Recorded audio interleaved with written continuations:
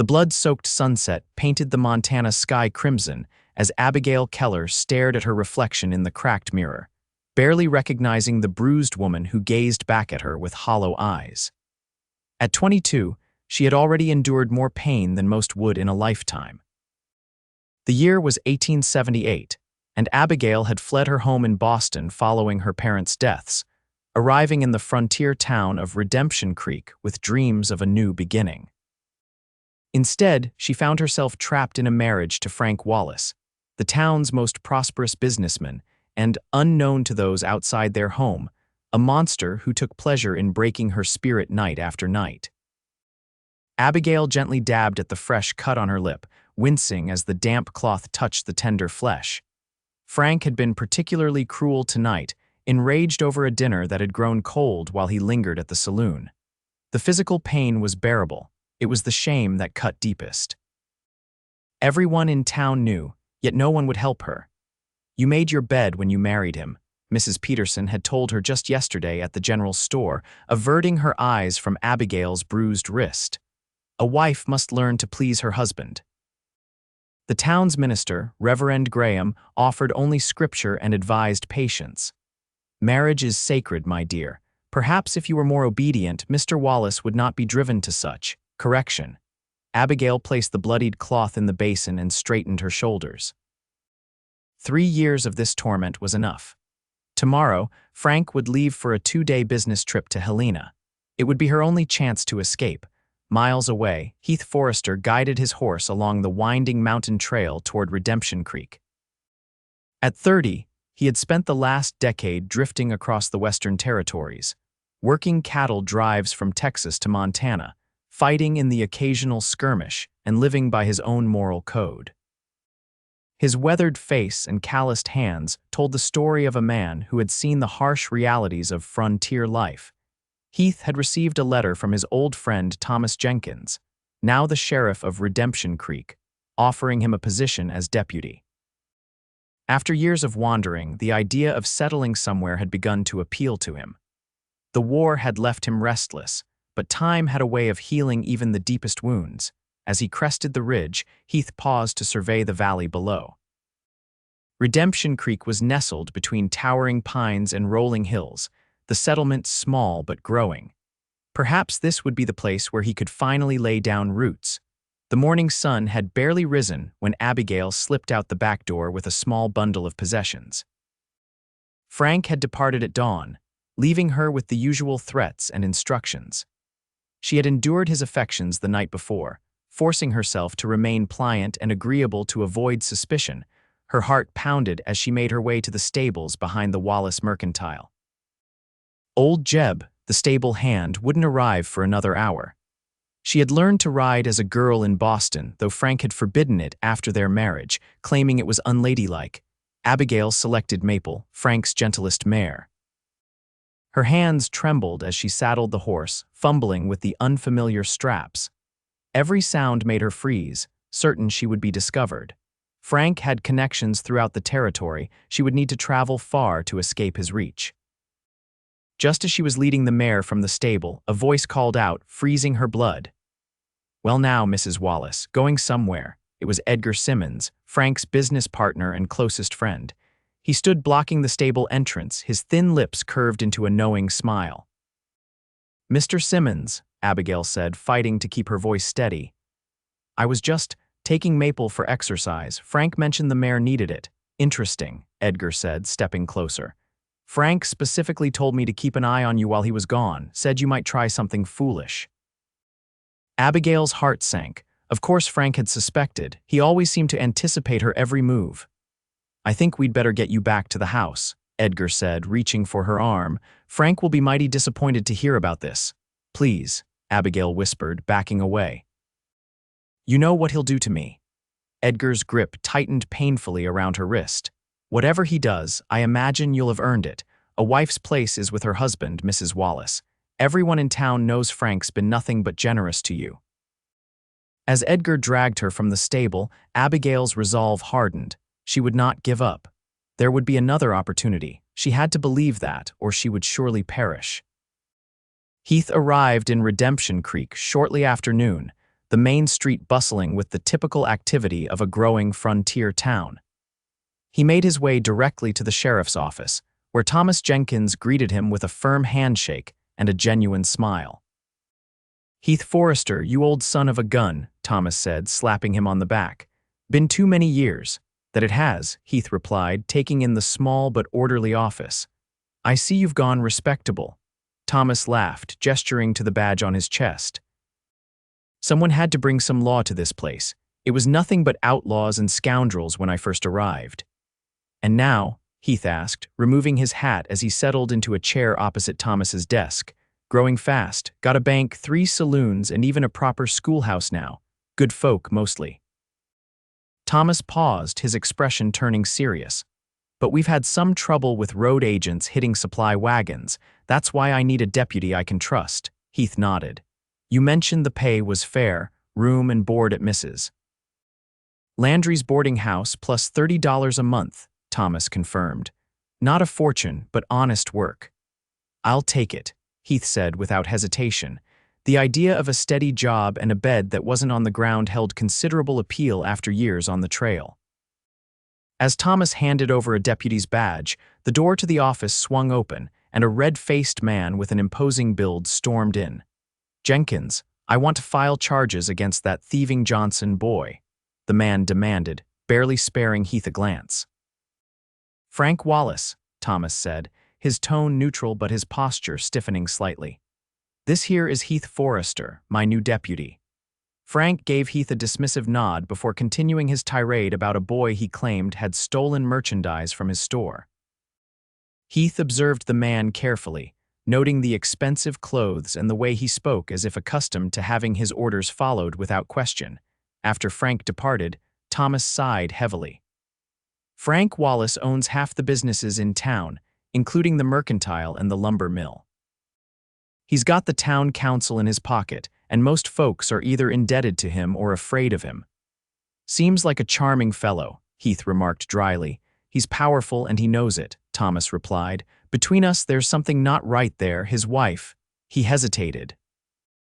"Well, accidents seem to happen to her frequently, if you understand my meaning." Heath's jaw tightened. "Why haven't you done anything about it?" "I've tried," Thomas said, frustration evident in his voice. "She won't speak against him, and without her testimony, my hands are tied. The few times I've confronted Frank, she's backed his stories about falling down stairs or running into doors." Heath had encountered such situations before. Men who took out their failures and frustrations on those weaker than themselves disgusted him. "I'd like to meet this Mrs. Wallace." "You probably will soon enough," Thomas replied grimly. "Just don't get any ideas about interfering without cause. Frank's got too much influence here, and I need you focusing on those road agents." Heath nodded his understanding, but inwardly, his sense of justice was already stirring. Throughout his life, he had never been able to turn a blind eye to suffering, especially when it involved those who couldn't defend themselves. For the next 2 days, Abigail barely left the house. Edgar had installed himself in her parlor, ostensibly to keep her company, but in reality to ensure she didn't attempt another escape. She moved through her chores mechanically, her mind racing with desperate plans, each seeming more impossible than the last. Frank would return tonight. The thought made her stomach churn with dread. When Edgar stepped out briefly to speak with a delivery man, Abigail seized the opportunity to slip a kitchen knife into the pocket of her apron. She wasn't entirely certain what she intended to do with it, but having some means of protection gave her a small measure of comfort. That evening, as she was preparing Frank's favorite meal in anticipation of his return, a commotion outside drew her attention. She moved to the window and saw a crowd gathering near the saloon. Moments later, Edgar rushed into the kitchen, his expression grim. "There's been an accident," he said. "Frank's wagon went off the pass coming back from Helena. They're saying he's badly hurt." Abigail's heart leaped with a mixture of shock, and she was ashamed to admit hope. "Is he?" She couldn't bring herself to finish the question. "He's alive," Edgar said sharply, as if reading her thoughts. "Dr. Mason is with him now. I'm going to check on his condition. You stay put, you hear?" As soon as Edgar left, Abigail sank into a chair, her legs suddenly unable to support her. If Frank was incapacitated, even temporarily, it might give her the opportunity she needed. Yet even as the thought formed, guilt washed over her.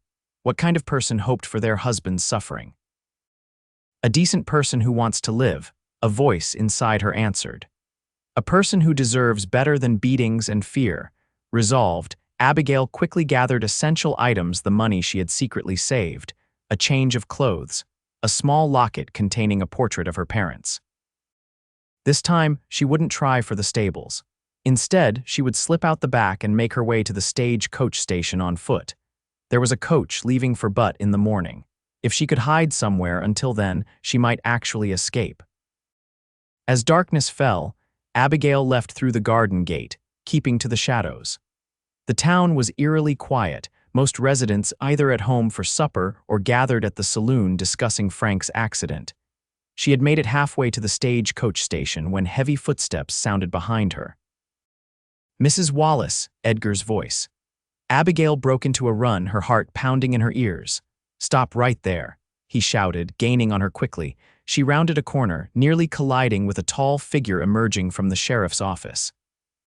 Strong hands steadied her, and she looked up into the face of a stranger, a rugged man with intense blue eyes and a deputy's badge gleaming on his vest. "Help me," she gasped. "Please." Before the man could respond, Edgar appeared, red-faced and furious. "There you are. Trying to run off again while your husband lies injured." The deputy kept his hands firmly but gently on Abigail's shoulders. "Everything all right here, madam? This is a private matter," Edgar snapped. "Mrs. Wallace needs to return home immediately. Her husband's had an accident." "Is that true, madam?" the deputy asked, his eyes never leaving Abigail's face. Abigail hesitated, years of conditioning making her afraid to speak the truth. But something in the stranger's steady gaze gave her courage. "My husband will kill me when he recovers," she whispered. "He always does this, and no one ever helps me," Edgar scoffed loudly. "Frank Wallace is a respected businessman. Mrs. Wallace is prone to hysterics and exaggeration. Now, if you'll excuse us, Deputy Forrester," the man supplied. "Heath Forrester." He hadn't released Abigail, his expression thoughtful as he studied the fading bruise near her temple that her bonnet couldn't quite conceal. "Well, Deputy Forrester, this isn't sheriff's business," Edgar insisted. "A husband has every right to discipline his wife as he sees fit." Heath's jaw tightened visibly. "Madam, do you want to go with this man?" No one had ever asked Abigail what she wanted before. The question itself was revolutionary. "No," she said, her voice stronger now. "I don't." Edgar's face darkened with rage. "Now you listen here." "No, you listen," Heath interrupted, stepping slightly in front of Abigail. "The lady doesn't want to go with you, that settles it." "This is absurd," Edgar sputtered. "Sheriff Jenkins will hear about this interference." "I'm sure he will," Heath replied calmly. "In the meantime, Mrs. Wallace will be staying at Mrs. Landry's boarding house for her own protection." Edgar's eyes narrowed. "You're making a powerful enemy, Deputy. Frank Wallace isn't a man who forgives easily." "Neither am I," Heath responded, his tone suggesting this wasn't an idle statement. "Now I suggest you head on home, Mr. Simmons, Edgar Simmons." He glared at Abigail. "Frank will recover, and when he does, he'll make sure you both regret this." As Edgar stormed off, Abigail felt herself trembling, the enormity of what had just occurred washing over her. No one had ever stood up to Frank or his associates on her behalf before. "Thank you," she managed to say, looking up at the deputy. "But you don't understand what he'll do." "I've got a pretty good idea," Heath replied grimly. "Come on, let's get you somewhere safe for now." As they walked toward the boarding house, Abigail couldn't help but wonder if she had found an ally at last, or if this stranger had just signed both their death warrants. Mrs. Landry was a widow in her 50s who ran the most respectable boarding house in Redemption Creek. When Heath arrived with Abigail in tow, explaining only that Mrs. Wallace needed a secure room for the night, the older woman's shrewd eyes took in Abigail's bruises and nervous demeanor. Without asking questions, she showed them to a small but clean room on the second floor. "No one comes up without my say-so," Mrs. Landry assured them, her voice kind but firm. "You'll be safe here, dearie." Left alone with Heath, Abigail stood awkwardly in the center of the room, uncertain what to say. She had never been alone with a man other than Frank since her marriage. I should go speak with the sheriff, Heath said, breaking the silence. But first, would you be willing to tell me what's been happening? Abigail hesitated. For years, she had kept her suffering private, partly from shame, partly from fear. You're new here, she finally said. You don't understand how things work in Redemption Creek. Frank owns this town. I don't care who he is, Heath replied. No man has the right to hurt a woman, especially not his wife. His directness was both refreshing and frightening. Others have tried to help before, Abigail said softly. They either left town suddenly or suffered unfortunate accidents. Heath's expression remained steady. I'm not easily intimidated, Mrs. Wallace. Abigail, she corrected him. Please call me Abigail. Abigail, he repeated, and something in the way he said her name made her heart beat a little faster. I give you my word that I'll do everything in my power to keep you safe, but I need to know what we're dealing with. For the first time in years, Abigail felt a flicker of hope. Perhaps this stranger, this Deputy Forrester with his unwavering gaze and quiet strength, could actually help her. Taking a deep breath, she began to tell her story how she had come to Redemption Creek as a naive young woman after her parents died of influenza. How Frank had courted her with charm and promises, and how everything had changed after their wedding. The first time he apologized, she said, her voice growing distant as she recounted the memories. Brought me flowers, swore it would never happen again, but it did again and again. He's careful, though. The bruises are usually where people can't see them. Heath listened without interruption, his expression growing darker as her tale unfolded. When she finished, he said simply, "No more. Whatever happens, he won't hurt you again." You can't promise that, Abigail replied, though she desperately wanted to believe him. Frank always gets what he wants in the end. Not this time, Heath assured her. Get some rest. I'll post a guard outside tonight and return in the morning. After Heath departed, Abigail sat on the edge of the narrow bed, his words echoing in her mind. No one had ever spoken so definitively about protecting her before, yet experience had taught her to be cautious with hope. Frank had powerful friends, and Redemption Creek was his domain, even the law bent to his will. Still, for the first time in 3 years, she slept without fear of being awakened by a drunken, violent husband. It was a small mercy, but one she savored. Heath strode purposefully to the sheriff's office, finding Thomas at his desk reviewing wanted posters.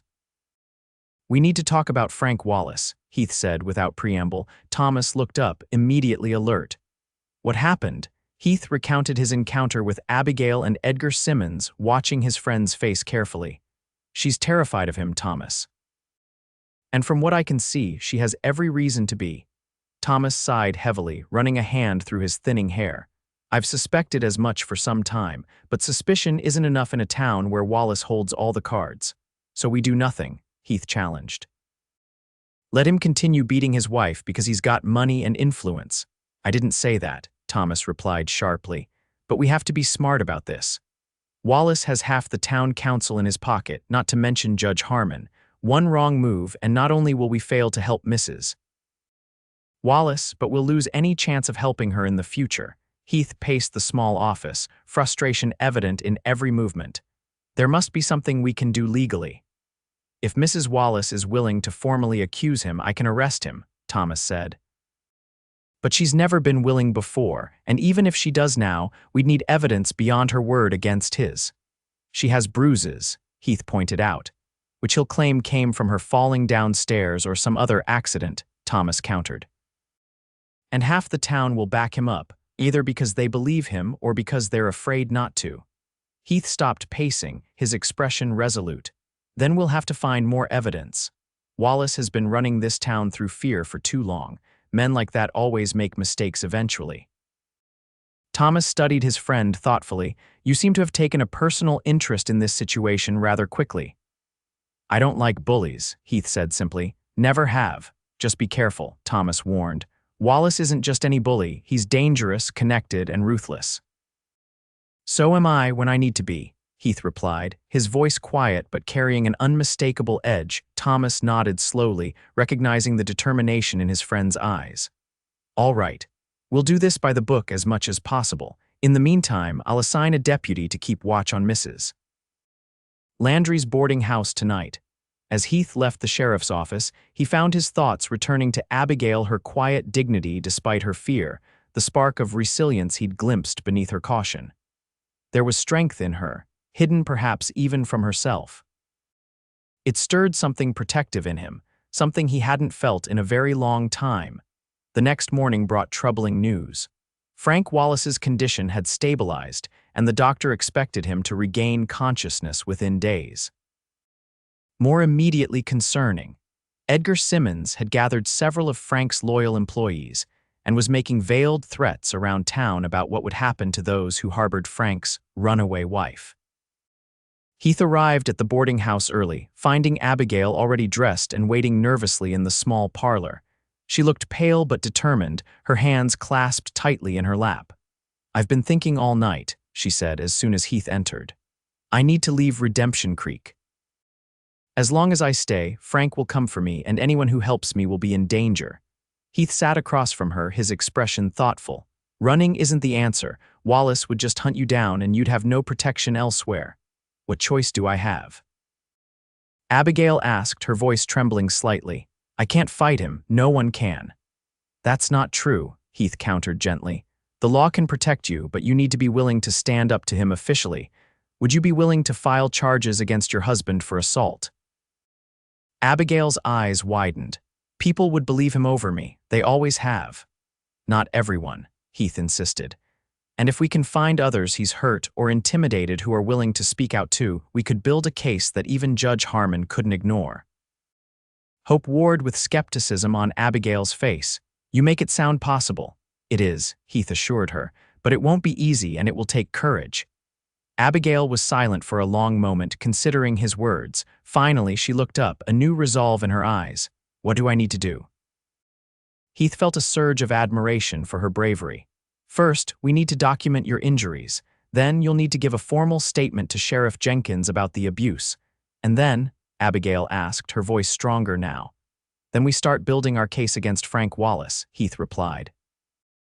"And in the meantime, I'll make sure you remain safe." Their conversation was interrupted by Mrs. Landry hurrying into the room, her expression troubled. "Deputy, there's a group of men outside. Mr. Simmons is leading them, and they're demanding to speak with Mrs. Wallace." Heath rose immediately. "Stay here," he instructed Abigail. "Lock the door behind me." Outside, Heath found Edgar Simmons standing on the boardwalk with 5 rough-looking men, all employees from Frank's lumber mill. A small crowd of townspeople had gathered to watch the confrontation. "Deputy Forrester," Edgar called out, his voice carrying for the benefit of the onlookers. "We've come to escort Mrs. Wallace back to her rightful home. Her husband is gravely injured and needs his wife at his bedside." Heath stepped forward, his hand resting casually near his holster. "Mrs.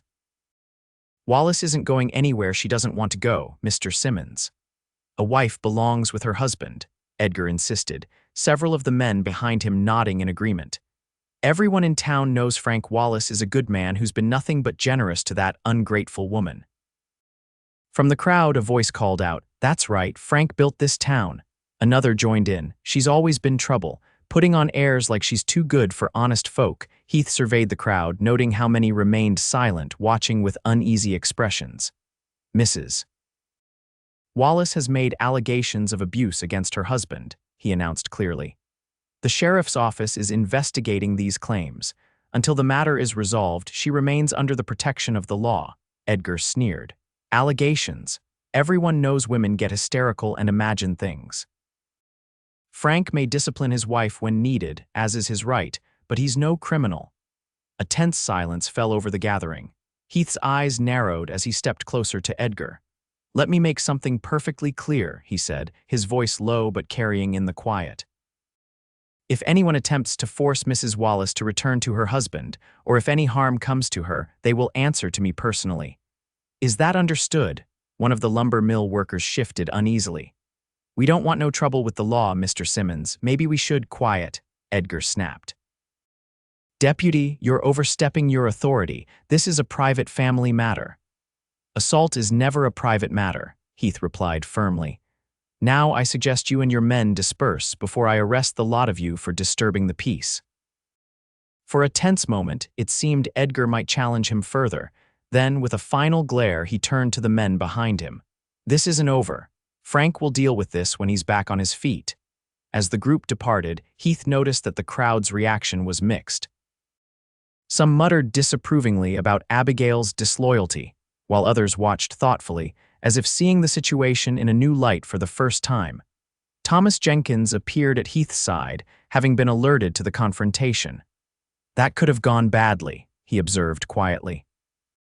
"It still might," Heath replied. "We need to move quickly before Wallace recovers. How soon can you take Mrs. Wallace's formal statement?" "Now, if she's willing," Thomas said. "But Heath, you should know not everyone in town is against her. I've had several people come to me privately over the years, concerned about her welfare but afraid to speak publicly." This information gave Heath pause. "Then we need to convince them that now is the time to find their courage." Inside the boarding house, Heath found Abigail standing by the window, having witnessed the confrontation. Her face was pale, but there was a steely determination in her eyes that hadn't been there before. "I'll do it," she said before he could speak. "I'll file charges against Frank. I'm tired of living in fear." Heath felt a surge of respect for her resolve. "It won't be easy, people will take sides." "They already have," Abigail replied softly, "but for the first time I don't feel completely alone in this fight." The way she looked at him then, with tentative trust and fragile hope, stirred something in Heath's chest, a protective instinct, yes, but also something warmer, something he hadn't felt in a very long time. He pushed the feeling aside, reminding himself that his duty was to uphold the law and protect this woman, nothing more. Yet as they walked together to the sheriff's office, Heath couldn't help but wonder if fate had brought him to Redemption Creek for a reason beyond a simple job offer from an old friend.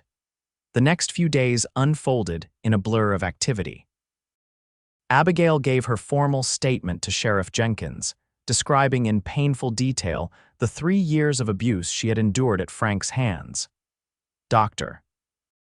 Mason, though initially reluctant to get involved, eventually provided documentation of injuries he had treated over the years, injuries that were inconsistent with Abigail's explanations at the time. Most surprising to Abigail was the gradual emergence of other voices willing to support her. Sarah Miller, who worked as a laundress, came forward to describe the blood-stained clothes she had washed for the Wallace household. An elderly neighbor, Mr. Peterson, admitted to hearing Abigail's screams on multiple occasions but had been too intimidated by Frank's position to report it. "I should have spoken up sooner," Mr. Peterson said, his weathered face creased with regret. "My Eliza, God rest her soul, she always said that silence in the face of wrongdoing made a person complicit." Each new testimony strengthened their case, but also increased the tension in town. Redemption Creek was clearly divided: those who supported Frank and his right to run his household as he saw fit, and those who believed Abigail deserved justice. Heath remained constantly vigilant, aware that the threat to Abigail grew with each passing day. Edgar Simmons had been notably absent since their confrontation, which concerned Heath more than if the man had continued making public threats. Silence from Frank's camp suggested they were planning something. On the 4th day, news came that Frank Wallace had regained consciousness. By evening, he had been moved from the doctor's office to his home, where he was reportedly recovering well enough to receive visitors. "This complicates things," Thomas told Heath as they discussed the situation in the sheriff's office. "Judge Harmon won't be back in town for another week, and I can't hold Wallace without formally arresting him." "Then arrest him," Heath urged. "We have enough statements now to justify it." Thomas shook his head. "Not without the judge to issue a warrant." Harmon was explicit about that before he left for Helena. Heath's frustration was palpable. "So we just wait while Wallace regains his strength and plans his retaliation. We keep Abigail safe and continue building our case," Thomas replied firmly. "If Wallace makes one wrong move, we'll have him." That evening, Heath escorted Abigail to dinner at the town's only restaurant, a small establishment run by a French-Canadian couple who had made it clear they supported her. It was the first time Abigail had ventured into town beyond the sheriff's office and boarding house, and her nervousness was evident. "Everyone is staring," she whispered to Heath as they were seated at a corner table. "Let them," Heath replied, his calm presence reassuring. "You have nothing to be ashamed of." As they ate, Heath noticed Abigail gradually relaxing, even smiling occasionally at his deliberate attempts to distract her with stories from his years as a drifter. She had a lovely smile, one that transformed her entire face and hinted at the vibrant woman she might have been without Frank's cruelty. "Were you always a lawman?" she asked, genuinely curious about the man who had become her protector. Heath shook his head. "No. I fought in the war, then tried my hand at ranching in Texas for a while. When that didn't work out, I started drifting, taking whatever honest work I could find." "What brought you to Redemption Creek?" Abigail asked. "Thomas Jenkins is an old friend," Heath explained. "We served together during the war. When he offered me the deputy position, it seemed like a good time to stop wandering." Abigail studied him thoughtfully. "Do you regret getting involved in my situation? It would have been easier to look the other way like everyone else." Heath met her gaze directly. "I've never regretted doing what's right, no matter the consequences." Something passed between them in that moment, an understanding, perhaps, or the recognition of a kindred spirit. Abigail quickly looked away, but not before Heath caught a glimpse of color rising in her cheeks. Their meal was interrupted by the restaurant door banging open. Edgar Simmons stood in the doorway, his face flushed with anger or drink, possibly both. "There she is," he announced loudly. Frank Wallace's disloyal wife, dining out while her husband lies injured at home. Heath rose slowly to his feet, positioning himself between Abigail and Edgar. "Mr. Simmons, I suggest you leave before you do something you'll regret." Edgar ignored him, addressing the other diners instead. "You all know Frank Wallace, a pillar of this community. He gave that woman everything: a fine house, beautiful clothes, a respected position in town, and how does she repay him? By abandoning him in his hour of need and spreading vicious lies." Several patrons shifted uncomfortably. Others nodded in agreement. "They aren't lies," Abigail said suddenly, standing up beside Heath. Her voice wavered but grew stronger as she continued. "For 3 years I've hidden the truth out of shame and fear. No more." She turned to face the room directly. "My husband has beaten me regularly since our wedding night. He has broken my ribs, dislocated my shoulder, and left me unconscious more times than I can count. I have the scars to prove it." A stunned silence fell over the restaurant. Abigail's public declaration seemed to have caught everyone, including Edgar, off guard. "Hysterical female imagination," Edgar finally sputtered. "Frank disciplines you when you deserve it, as any husband would. No decent man beats his wife," Heath stated firmly. "Not for any reason." From a table near the window, Mrs. Miller the laundress stood up. "I've seen the blood on her clothes," she said quietly. "More times than I can count." Another voice joined in Mr. Turner, who owned the livery stable. "Frank Wallace has a temper, we all know it. I've seen how he treats his horses when he's angry. No stretch to believe he'd treat his wife the same."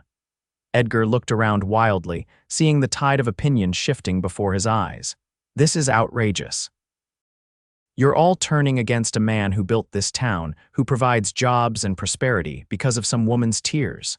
"Because of evidence and testimony," Heath corrected him. "Now, I won't tell you again. Leave or I'll arrest you for disturbing the peace." For a moment, it seemed Edgar might challenge him. Then, with a final venomous glare at Abigail, he stormed out. In the silence that followed, Heath turned to Abigail, impressed by her courage. "Are you all right?" she nodded, though her hands trembled slightly. "I think so. I've wanted to say those things aloud for so long."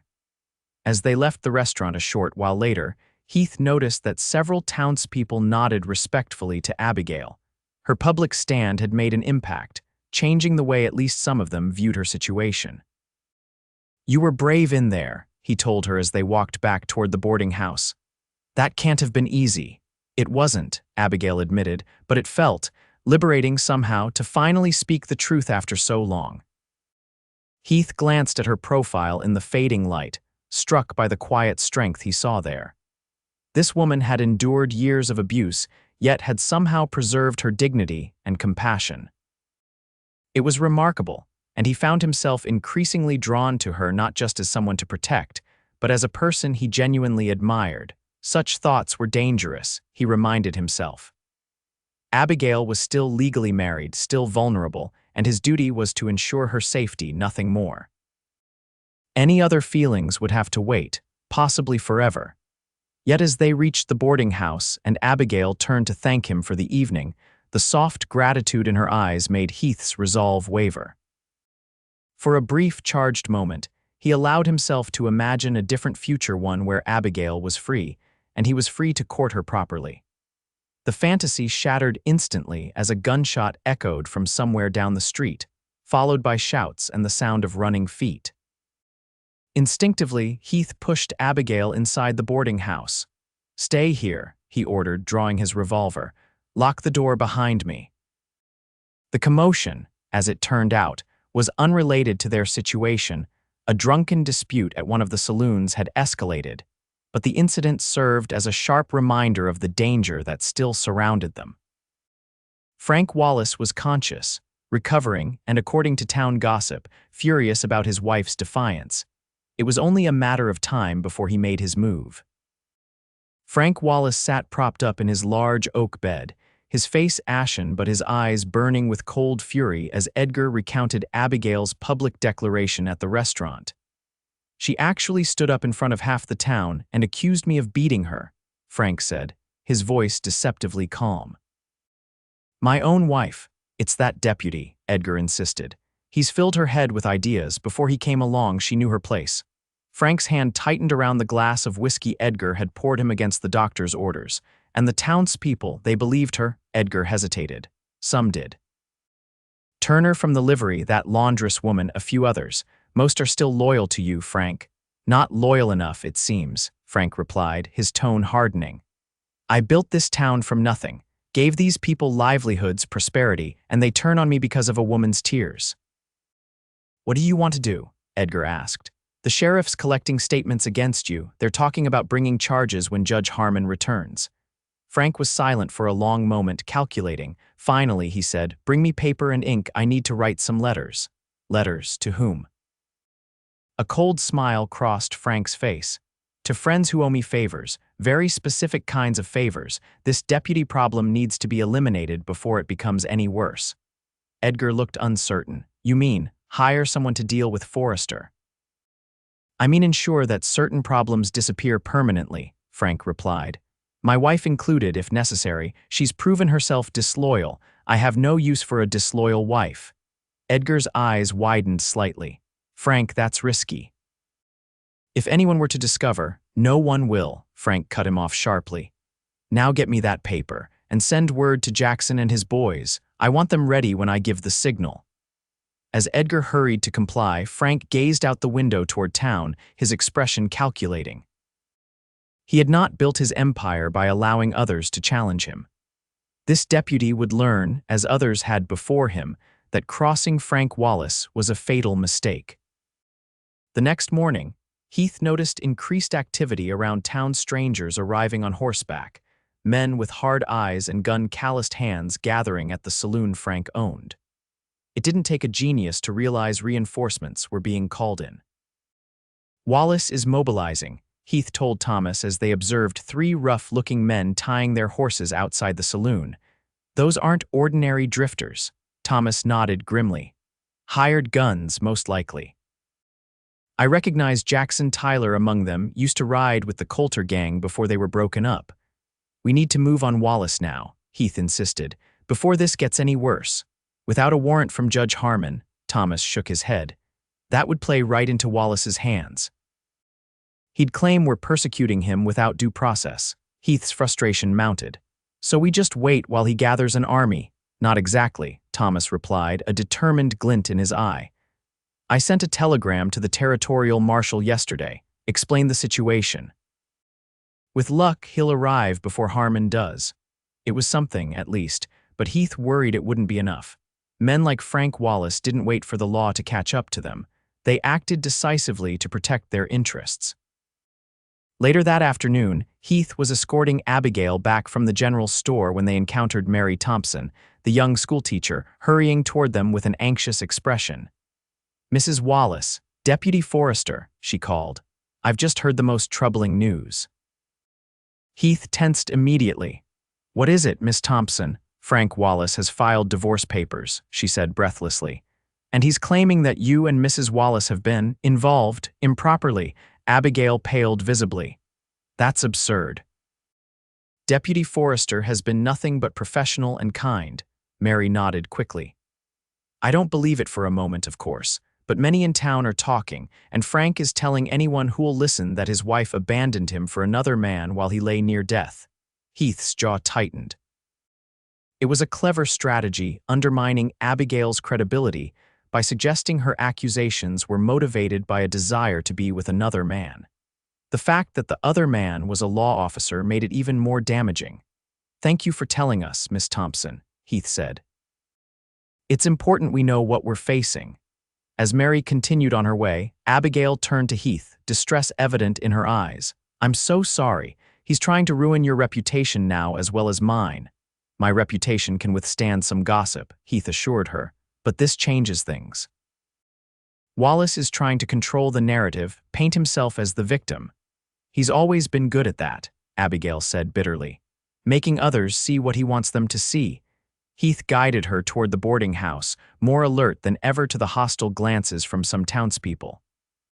Frank's strategy was working, creating doubt, dividing the community, and potentially isolating Abigail from support. That evening, Heath discussed the development with Thomas. "We need to counteract these rumors," he insisted. "Make it clear that my involvement is purely professional." Thomas sighed heavily. "That's going to be difficult given that you're basically her personal guard at this point, and truthfully, Heath." He hesitated, then continued, "I've seen how you look at her. Your concern goes beyond professional duty." Heath started to protest, then stopped, knowing his friend was right. Despite his best efforts, he had developed feelings for Abigail, feelings that were inappropriate given the circumstances but impossible to deny. "That doesn't mean the allegations are true," Heath said firmly. "I know that," Thomas replied, "but perception matters in a small town. Wallace is using that to his advantage." Before Heath could respond, the office door burst open and one of the younger deputies rushed in. "Sheriff, there's trouble at the boarding house, armed men surrounding the place." Heath was on his feet instantly, checking his revolver. "Abigail," he said, heart racing. "Thomas, go," Thomas ordered, reaching for his own weapon. "I'll gather the other deputies and follow." Heath ran through the darkening streets, cursing himself for leaving Abigail alone even for an hour. As he approached the boarding house, he saw 5 men positioned around the building, rifles ready. At their center stood Edgar Simmons, looking nervous but determined. "What's the meaning of this?" Heath demanded, his hand on his holstered weapon but not drawing yet. Outnumbered as he was, starting a gunfight would be suicide. "We've come for Mrs. Wallace," Edgar announced. "Frank has proof of her infidelity and wants her brought home to face the consequences." "Proof?" "There is no proof because there's been no infidelity," Heath replied, careful to keep his voice steady despite his mounting anger. "This is harassment, Mr. Simmons. Tell your men to disperse before the sheriff arrives." Edgar's thin lips curved in an unpleasant smile. "The sheriff won't interfere in a man's right to retrieve his wayward wife. Even if he wanted to, he's currently occupied with a situation at the south end of town." Heath's blood ran cold. "A diversion, then. Whatever Wallace is paying you, it's not worth hanging for," he warned the armed men. Abducting Mrs. Wallace would be a serious crime. One of the gunmen, Tyler, Heath presumed, stepped forward. "Enough talk. Get out of the way, deputy, or we'll go through you." Heath held his ground. "Not happening." For a tense moment, no one moved. Then Mrs. Landry's voice rang out from an upstairs window. "I've got my shotgun trained on you, Edgar Simmons. You and your thugs better clear out of my yard." Sure enough, the barrel of a shotgun protruded from the window beside her. Several of the men shifted uneasily, clearly not having anticipated armed resistance from a middle-aged widow. "This is your last warning," Heath said quietly. "Leave now." Tyler's hand moved toward his gun, but before he could draw, the sound of approaching horses made everyone freeze. Thomas Jenkins appeared at the end of the street with 3 deputies, all armed and ready. "Looks like your diversion didn't work as planned," Heath observed coolly. Edgar's face contorted with fury and fear. "This isn't over," he spat before gesturing for the men to withdraw. As they retreated, Heath hurried inside to find Abigail standing in the hallway, a kitchen knife clutched in her trembling hand. "Are you all right?" he asked urgently, fighting the impulse to take her in his arms. She nodded, lowering the knife. "They didn't get in, Mrs." Landry barricaded the door and sent her son out the back to alert you. Relief washed over him. "You're safe now. The sheriff's here with reinforcements." But even as he spoke the words, Heath knew they weren't entirely true. No one would be truly safe until Frank Wallace was behind bars or dead. The thought disturbed him. As a lawman, Heath was sworn to uphold justice through proper channels. Yet a part of him, the part that had seen too much injustice go unpunished in this world, wondered if there would ever be true justice for Abigail as long as Frank Wallace drew breath. Such thoughts were dangerous, leading down paths Heath couldn't afford to travel. For now, he would focus on keeping Abigail safe and building their case, one testimony at a time. What he didn't realize was how little time they had left before everything would come to a head. The failed attempt to seize Abigail from the boarding house only intensified the tension in Redemption Creek. Sheriff Jenkins stationed a deputy outside the building around the clock, but everyone knew it was a temporary measure at best. Resources were stretched thin, and Frank Wallace's influence continued to grow as more hired guns arrived in town. 5 days after the confrontation at the boarding house, Heath received word that Judge Harmon would return the following day. Welcome news, as it meant they could finally secure an arrest warrant for Frank Wallace. The territorial marshal was also expected to arrive within 48 hours, bringing additional lawmen to help maintain order. "We just need to hold out a little longer," Heath told Abigail as they sat in the small parlor of the boarding house that evening. "Once Harmon issues the warrant, we can arrest Wallace and begin formal proceedings against him." Abigail nodded, though her expression remained troubled. "Frank won't give up easily. He'll fight the charges, use his connections." "Let him try," Heath replied with more confidence than he felt. "We have evidence, witnesses. The law will prevail." "I want to believe that," Abigail said softly, "but I've seen Frank manipulate the law before." Heath couldn't argue with her skepticism. The frontier justice system was imperfect at best, corrupt at worst. Men with money and influence often escaped consequences that would destroy ordinary citizens. Still, he had to believe they could win this fight. The alternative was unthinkable. "Whatever happens," he promised, "you won't face it alone." Abigail met his gaze, and Heath found himself unable to look away. In the lamplight, her features seemed softer, the worry lines eased from her brow. Despite everything she had endured, there was still such beauty in her face, such gentle strength in her eyes. "You've risked so much for me," she said quietly. "Why?" The question caught Heath off guard. "It's my duty," he replied automatically, then shook his head. "No, that's not entirely true. At first, perhaps, but now..." He hesitated, knowing he was treading on dangerous ground. "Now I care what happens to you, Abigail, more than I should, perhaps." A flush rose to her cheeks, and she looked away quickly. "I care about you too," she admitted, her voice barely above a whisper. "It frightens me how much." The confession hung in the air between them, neither willing to take the next step, yet neither able to retreat. They both knew that any deeper feelings would have to remain unspoken, unexplored, until Abigail was truly free legally and emotionally from Frank Wallace. Their moment of connection was interrupted by the sound of the boarding house door opening downstairs, followed by Mrs. Landry's voice greeting someone.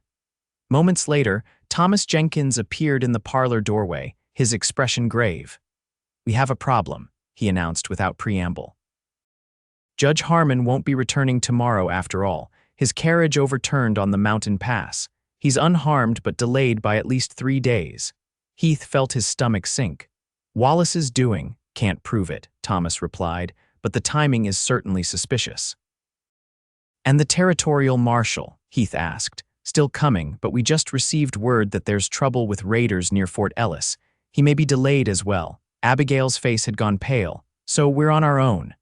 "Not entirely," Thomas assured her. "We still have the law on our side, and enough deputies to maintain a presence. But we'll need to be extra vigilant until reinforcements arrive." After Thomas departed, promising to keep a deputy stationed outside through the night, Heath paced the small parlor restlessly. The delays felt too convenient, too calculated. Wallace was manipulating events, isolating them, preparing for something. "He knows time is running out," Abigail said, voicing Heath's thoughts. "Once the judge arrives, once a warrant is issued, his options will be limited." "Which means he'll make his move soon," Heath concluded grimly. "Probably tomorrow." "What do we do?" Abigail asked, fear evident in her voice despite her efforts to remain calm.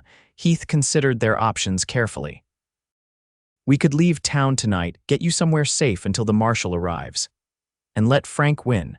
Abigail shook her head firmly. "No, I've been running and hiding for too long. Besides, he'd just send men after us. At least here we have some allies." Heath admired her resolve, even as he worried about the danger. "Then we prepare as best we can, and we don't give Wallace any openings." That night, Heath couldn't sleep, his mind racing with scenarios, strategies, contingency plans. Dawn found him at the window of his room at the boarding house, watching the street below for any signs of unusual activity. The town was quiet, too quiet, perhaps. Few people moved about, and those who did hurried with heads down, as if sensing the coming storm. Heath checked his revolver for the third time that morning, a habit born of years on the frontier where preparedness often meant the difference between life and death. When he went downstairs, he found Abigail already in the dining room, sipping tea with steady hands. She had dressed simply but practically a dark blue dress that wouldn't restrict movement, her hair braided and pinned securely. She looked up as he entered, a small smile crossing her face. "You didn't sleep either," she observed. "Too much on my mind," Heath admitted, taking the seat across from her. "You look prepared." "I am," Abigail replied with surprising calm. "Whatever happens today, I won't be a passive victim anymore." Their breakfast was interrupted by the arrival of Thomas Jenkins, his expression even more serious than the night before. "Wallace is on the move," he said without preamble. "He left his house an hour ago, first time since his accident, and he's currently holding court at his saloon. Half the town is there, including all those hired guns he's brought in." "What's he saying?" Heath asked, already suspecting the answer, riling them up. "Talking about how a man's authority in his own home is sacred, how outsiders have no right to interfere. He's painting himself as the victim of a conspiracy between his unfaithful wife and a corrupt deputy." Heath's jaw tightened. "And people are believing it?" "Some are," Thomas admitted. "Others are staying quiet out of fear, but there's a tension in town I haven't felt before. Like everyone's waiting for something to happen." "They probably are," Heath replied grimly. "Wallace is staging a show of force, making it clear who really runs Redemption Creek." Thomas nodded. "I've stationed deputies at key points around town, but we're outnumbered if it comes to a fight. My suggestion is to move Mrs. Wallace somewhere more secure than the boarding house." "The jail," Heath suggested immediately. "It's the most defensible building in town." Abigail looked alarmed. "You want to lock me up?" "Not as a prisoner," Heath assured her quickly. "As a protected witness. The cells are solid and there's only one entrance to watch." Thomas agreed. "It's our best option until reinforcements arrive. Mrs. Wallace would be safer there than anywhere else in town." Reluctantly, Abigail nodded her agreement. "When?" "Now," Heath said firmly. "The longer we wait, the more time Wallace has to organize his people." They left immediately through the back door of the boarding house, Heath leading the way with Thomas bringing up the rear. The streets were eerily empty as they made their way toward the sheriff's office, taking a circuitous route to avoid passing near Wallace's saloon. They had nearly reached their destination when a voice called out from behind them. "That's far enough." Heath turned slowly, placing himself in front of Abigail. Frank Wallace stood in the middle of the street, surrounded by at least a dozen men, including Edgar and the gunslinger Tyler. Despite his recent injuries, Frank stood tall, his face pale but determined, a revolver held steadily in his hand. "Step away from my wife, deputy," Frank ordered, his voice carrying clearly in the silent street. "This has gone far enough." Heath didn't move. "Your wife has made accusations against you, Mr. Wallace, serious accusations supported by evidence and witnesses. She's under the protection of the law until a judge can hear the case." Frank's laugh was cold and humorless. The law, in my town, look around you, deputy, I am the law in Redemption Creek. It was true that citizens had begun to emerge from shops and homes, gathering at a safe distance to watch the confrontation. Most looked anxious, uncertain which side to support. That's where you're wrong, Thomas replied, stepping forward to stand beside Heath. This town belongs to all its citizens, not just one man with money. Frank's expression darkened. A touching sentiment, Sheriff, but ultimately meaningless. Now, for the last time, hand over my wife, or things will get unpleasant. She's not your property, Heath said, his voice steady but filled with controlled anger. And she's not going anywhere with you. Frank's eyes narrowed. I suspected as much. You've taken quite a personal interest in my wife, haven't you, deputy? Filled her head with ideas above her station, convinced her to betray her marriage vows. The only betrayal was yours, Abigail said suddenly, stepping out from behind Heath despite his attempt to keep her shielded.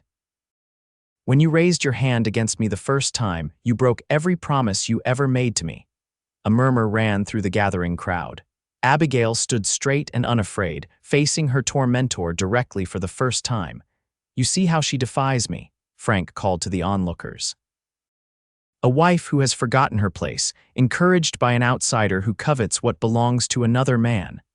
I don't belong to anyone, Abigail replied clearly, least of all to a man who treats his livestock better than his wife. Frank's face contorted with rage. You ungrateful, that's enough, Heath interrupted firmly.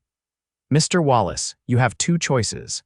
You can peacefully disperse your men and present yourself at the sheriff's office to answer the charges against you, or you can continue this confrontation and add additional charges to your account.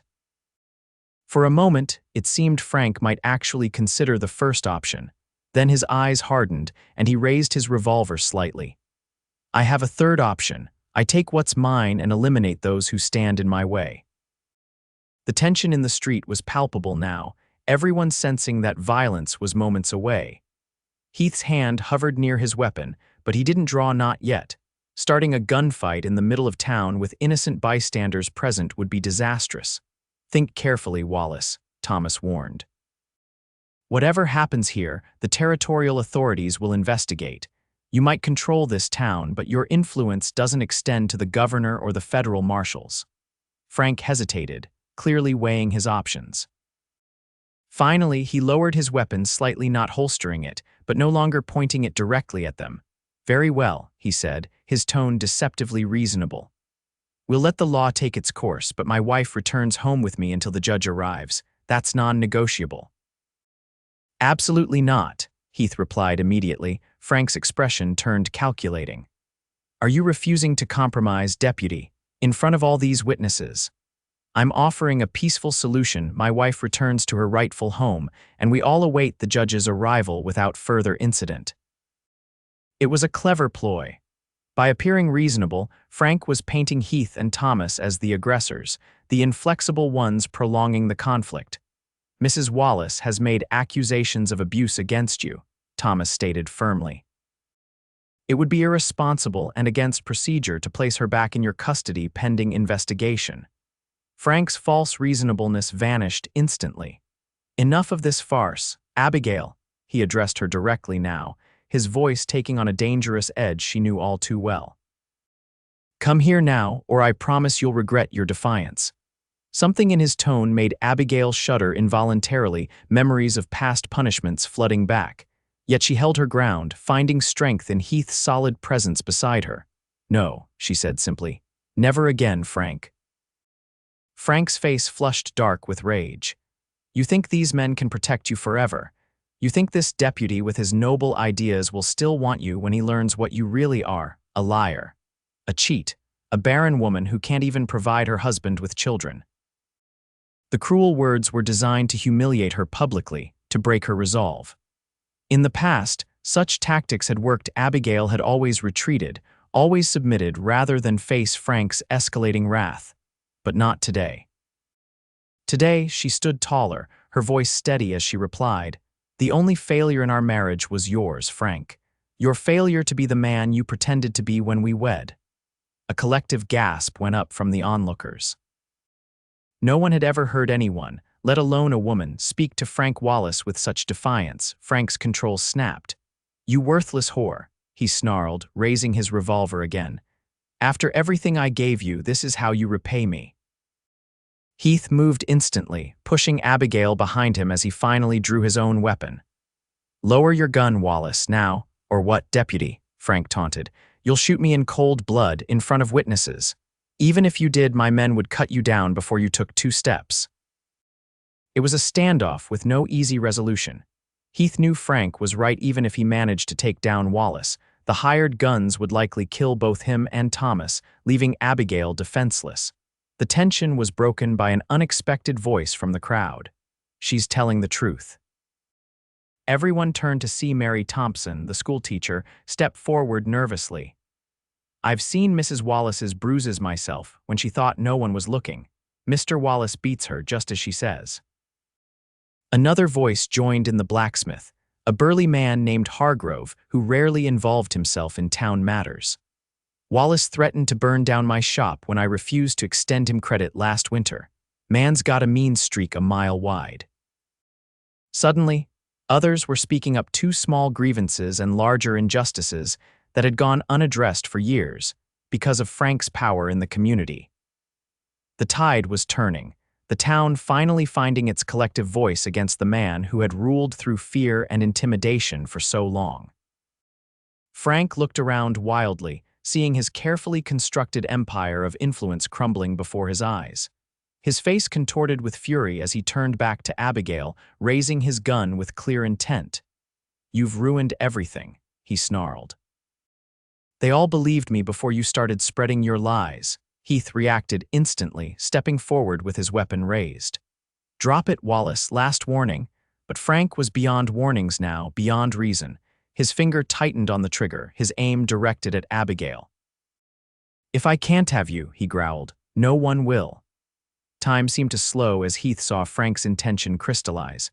Without hesitation, Heath lunged forward, tackling Abigail to the ground just as Frank's revolver discharged. The bullet whistled harmlessly overhead and chaos erupted in the street.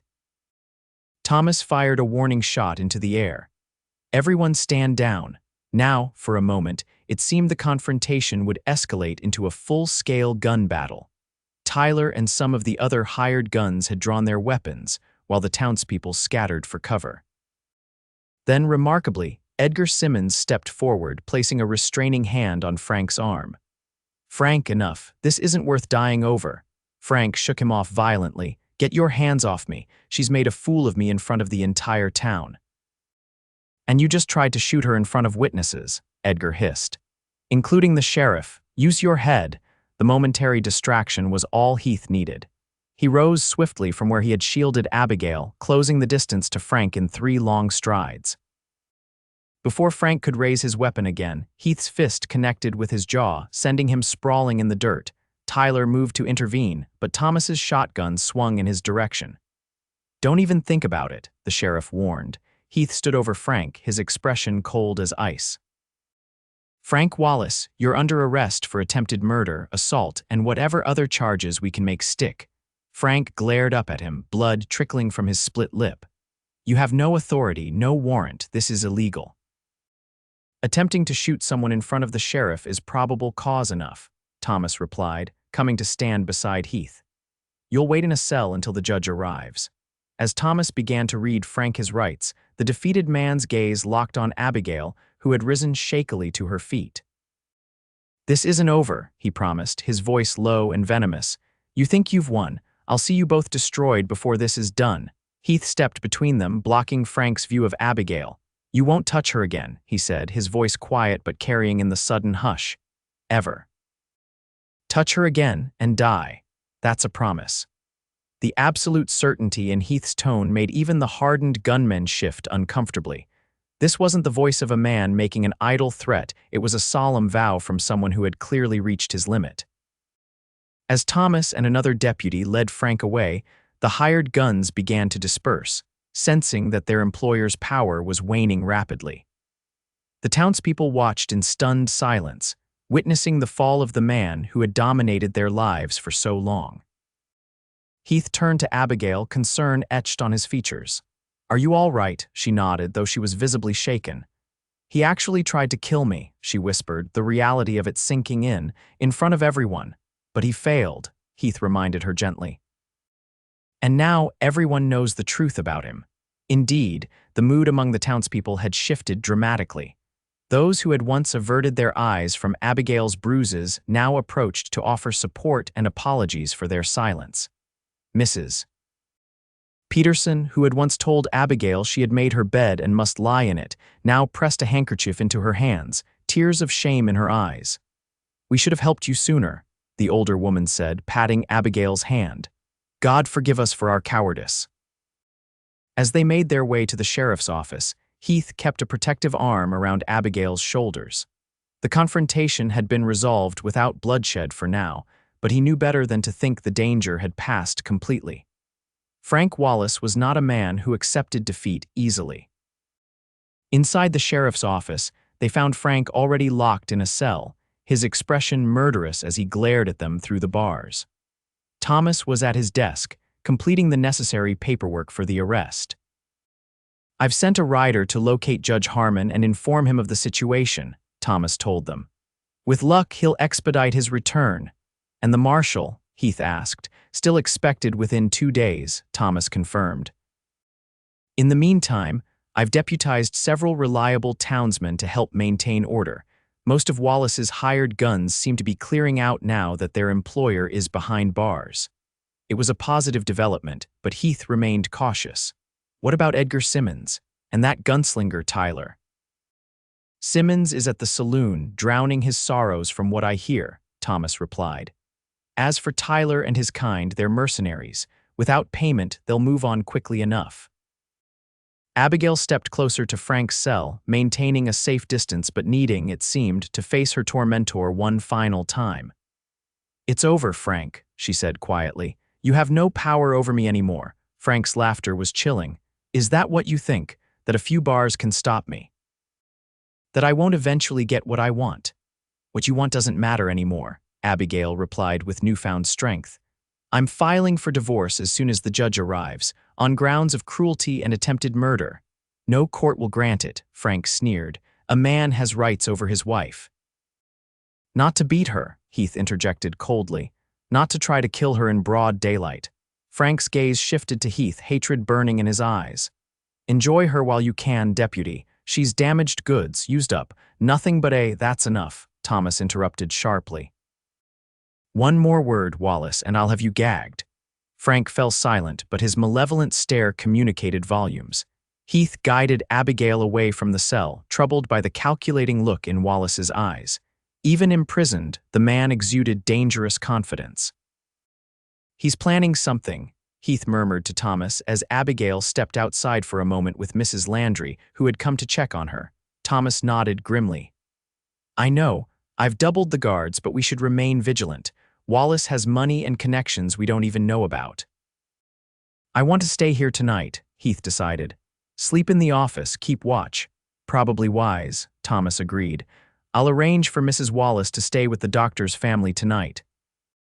His house is just across the street. We can keep an eye on it from here, and the doctor's wife will provide good company for her." It was a sensible arrangement, yet as evening fell and Abigail departed for the doctor's residence, Heath felt uneasy. Something wasn't right, but he couldn't put his finger on what was troubling him. The answer came shortly after midnight. Heath, who had been dozing in a chair near Thomas's desk, was awakened by a commotion outside, shouting, the sound of running feet, and then, most alarmingly, the smell of smoke. He bolted to the door, Thomas close behind him. The sight that greeted them was horrifying. Fire had engulfed one end of the main street, spreading rapidly from building to building. Townspeople were rushing about in panic, some trying to form a bucket brigade, others simply fleeing with whatever possessions they could carry. "It's a diversion," Heath realized instantly, his gaze darting to the doctor's house across the street. The building was still dark, apparently untouched by the growing conflagration, but if his instincts were correct, "Thomas, check Wallace's cell," he ordered, already running toward the doctor's house. "Make sure he's still there." Heath didn't wait for a response. his heart pounding as he crossed the street in long strides. The front door of the doctor's house stood slightly ajar, a bad sign. Heath drew his revolver as he entered, moving silently through the darkened parlor. A muffled cry from upstairs confirmed his worst fears. Taking the stairs 2 at a time, Heath followed the sounds to a bedroom at the end of the hall. He burst through the door to find a nightmarish tableau. Abigail stood backed against the wall, her nightgown torn at the shoulder, a trickle of blood running from a cut on her cheek. Before her stood Edgar Simmons, a knife in his hand and murder in his eyes. "Step away from her," Heath ordered, his revolver aimed steadily at Edgar's head. Edgar spun around, surprise quickly giving way to a sneer. "Should have known you'd come running to save her. Frank was right about you too." "I said step away," Heath repeated, his finger tightening slightly on the trigger. "Or what? You'll shoot me," Edgar taunted, "in the doctor's house." With the whole town in chaos, they'd never even hear the shot. "I don't need them to hear it," Heath replied coldly. "Only you need to know it's coming." Something in Heath's tone must have convinced Edgar of his seriousness, for he took a step back from Abigail, though he kept the knife raised. "Frank sent you, didn't he?" Heath asked, though it was barely a question. "While the town is distracted by the fire." Edgar's thin lips curled into a smile. "Frank has friends everywhere. Did you really think a few bars could hold him? He's probably halfway to Helena by now." Heath's stomach dropped. If Frank had escaped, the danger had just multiplied exponentially. "The fire you started it as a diversion," figured the sheriff, "and his men would be busy saving the town," Edgar confirmed smugly, "leaving Frank's troublesome wife unprotected. I just needed to finish what he started this morning." "And then what?" Heath pressed, trying to keep Edgar talking while he assessed the best way to disarm him without endangering Abigail. "Run off to join Frank," Edgar laughed bitterly. "Frank's long gone, left me to clean up his mess as usual." "He abandoned you," Heath observed, seeing an opportunity to drive a wedge between the conspirators. "After all your loyalty, he left you to face the consequences alone." Doubt flickered across Edgar's face before hardening into resolve. "Doesn't matter, I gave my word." "To a man who doesn't deserve your loyalty," Abigail interjected, her voice steady despite her obvious fear. "Frank uses people, Edgar. You know that better than anyone." Edgar's grip on the knife tightened. "Shut up. You're the one who ruined everything. Frank was right about you. You've been nothing but trouble since the day he brought you to Redemption Creek." His arm tensed, and Heath knew he was about to lunge at Abigail. Without hesitation, Heath fired, the report of his revolver deafening in the confined space. Edgar stumbled backward, a look of shock on his face as he clutched his shoulder where the bullet had struck. The knife clattered to the floor, and Heath kicked it away before training his weapon on Edgar again. "It doesn't have to end with you dead, Simmons, but that's entirely up to you now." Edgar sank to his knees, blood seeping between his fingers as he pressed them to his wound. The fight seemed to drain out of him suddenly, leaving only a broken man who had staked everything on the wrong ally. "He said he'd take me with him," Edgar mumbled, more to himself than to them. "Said we'd start fresh somewhere else, build a new empire." "Frank Wallace only cares about Frank Wallace," Heath said firmly, keeping his revolver trained on the wounded man even as he moved to Abigail's side. "Are you hurt?" She shook her head, though she was trembling. "Just the cut on my face." He broke in through the window. "The doctor and his wife are visiting patients on a nearby ranch. I was alone." The sound of running footsteps announced the arrival of Thomas Jenkins, his face grim as he took in the scene. "Wallace is gone," he confirmed Heath's suspicion. "2 guards dead. And the fire's spreading. Half the town could burn if we don't contain it. Simmons here was sent to eliminate the witness while everyone was distracted," Heath explained, indicating the wounded man. "Says Wallace is headed for Helena." Thomas's expression darkened further. "I've got men organizing the bucket brigade for the fire. I'll send riders in all directions, but if Wallace has a head start..." He didn't need to finish the thought. They all knew that once Frank reached Helena, he could disappear, perhaps forever or worse, return with even more men and resources to exact his revenge. "He won't get far," Heath said with quiet determination. "I'll go after him myself." "Heath, no," Abigail protested, clutching his arm. "He's too dangerous. He'll kill you if he gets the chance." "Not if I find him first," Heath replied, his voice gentle but resolute. Thomas needs to stay here, coordinate the firefighting efforts, keep the town from burning down. I'm the only one who can go after Wallace. Thomas looked torn, clearly recognizing the truth of Heath's words but concerned about the risks. At least wait until morning, he suggested. Tracking in the dark is nearly impossible and Wallace will have to rest eventually. But Heath shook his head. Every hour gives him more of a lead. I need to leave now. Then I'm coming with you, Abigail said suddenly. Both men stared at her in disbelief. Absolutely not, Heath responded immediately. It's too dangerous. Frank will be watching for you, Abigail insisted. He won't expect me to be with you. And I know his habits, his hiding places. I can help. Mrs. Wallace, Abigail, with all due respect, this isn't a job for Thomas began, but Abigail cut him off. A woman, she finished for him, her chin lifting defiantly. This man has terrorized me for 3 years. He just tried to have me murdered. I have more right than anyone to see him brought to justice. Heath recognized the determination in her eyes, the same quiet strength he had admired from their first meeting. Still, the idea of deliberately taking her into danger went against every protective instinct he possessed. Heath, she said softly, placing a hand on his arm. I need to do this.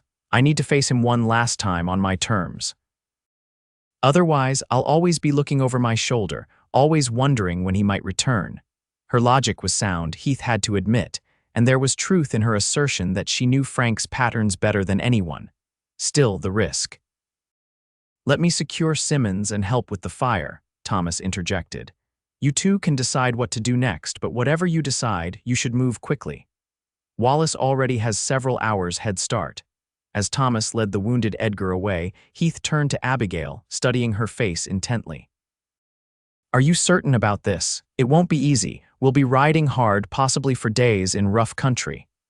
I'm certain, Abigail replied without hesitation. I need to see this through to the end, whatever that may be. Heath nodded slowly, recognizing that this was not merely about catching a fugitive for either of them. It was about Abigail reclaiming her life, her dignity, her future. Then get dressed and pack only what you absolutely need, he instructed. We leave in 30 minutes. As Abigail hurried to prepare, Heath gazed out the window at the burning buildings down the street.